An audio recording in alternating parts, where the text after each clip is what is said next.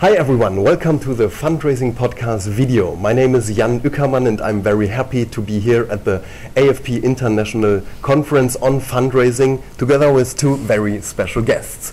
Could you maybe start to introduce yourself? Who are you? I'm Andrea McManus and I am chair of the International Board of AFP. I'm actually a Canadian and I'd like to welcome you via this podcast to Canada and the International Conference. Thank you. I'm Andrew Watt, I'm President and CEO of AFP, and I have worked for fundraisers for coming up to 20 years now, here in the UK and in Europe. My first question, because maybe a lot of people ask you this question during this conference, what drives you? Andrew, what drives you? What drives me? I know the change that fundraisers achieve. I know that fundraisers are not necessarily seen as a clear and critical part of philanthropy, but without fundraisers acting as the gatekeepers to philanthropy, we would not see the impact in society that we do, and that's what drives me. Okay, thanks. What drives you? Well, actually my answer is very similar. I will say change because I like to build things, and I work as a consultant, and so I get to work with a lot of organizations that want to do things better, want to learn new things, want to change it up, and that really drives me. Okay, thank you.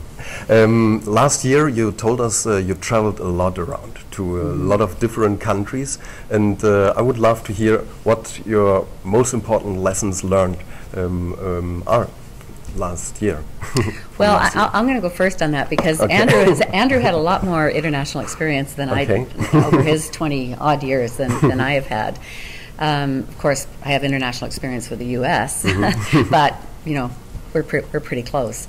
So it's been a real eye-opener for me. I've had the opportunity to attend a number of international conferences in particular and meetings around those conferences.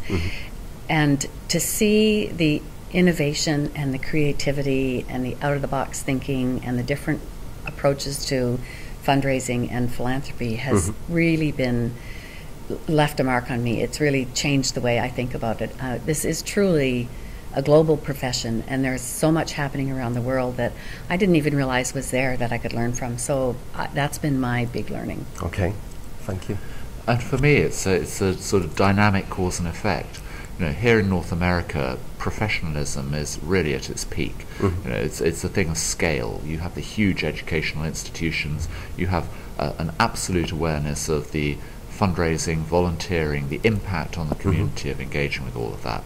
But what really excites me as I travel around the world is the dynamic nature of the fundraising you find in areas where there is absolute need, very little structure, critical lack of funding to develop professionalism fundraising, but there's huge creativity and massively entrepreneurial spirit.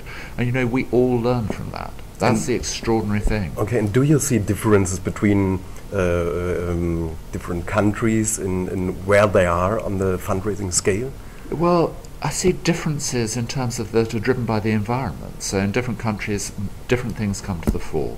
You find that in one country, major donors in North America is a massive piece. Europe, not so much, but there are different things that are driving it. I find the fundamental issues, though, are broadly identical. Okay. It's just that the cultural pieces come in and things look rather different. Underneath it, they're very similar. And what's hot? What's hot? What's new right now in Europe or in Asia or in North America? You said major gift fundraising, and what do you think? Well, that was one of the things that I found interesting. The first place I went to was the Institute of Fundraising in the UK, their conference, and major gift fundraising in North America is what we call face-to-face, and it's different. Which has a different interpretation in Europe and Asia. But major gift fundraising is a huge piece of fundraising in North America. And there isn't a charity that, you know, particularly the post-secondaries at the institutional level, they've all been doing this wonderfully well for the decades. But for smaller and emerging charities, they really want to know how to get into major gifts. How do they recruit the right volunteers? It's a must-seen. It's a must-do. And in Europe and Asia, it was almost seemed to be as they're having the conversation, do we or don't we get into major gifts?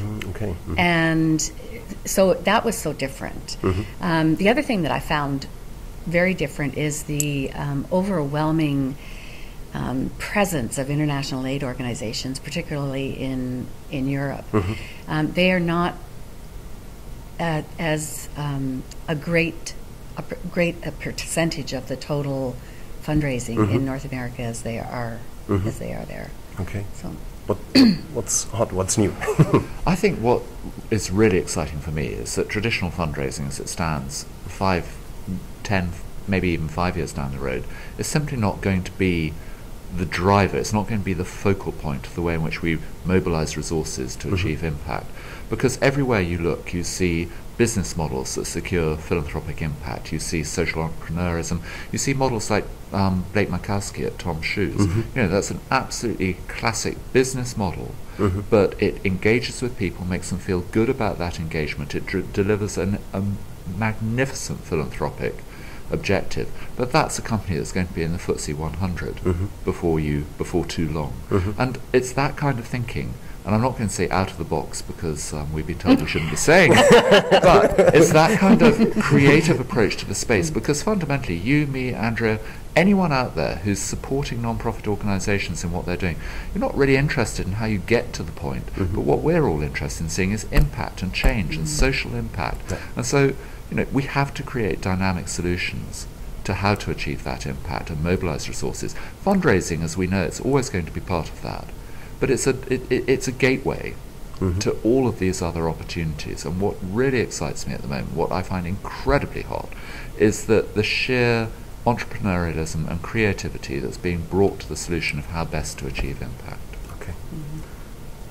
I would say thank you very much. Thank you. That was it. Andrea, thank you very much. you. And thanks again for the wonderful conference. Thank you. I wish you all the best. Yeah.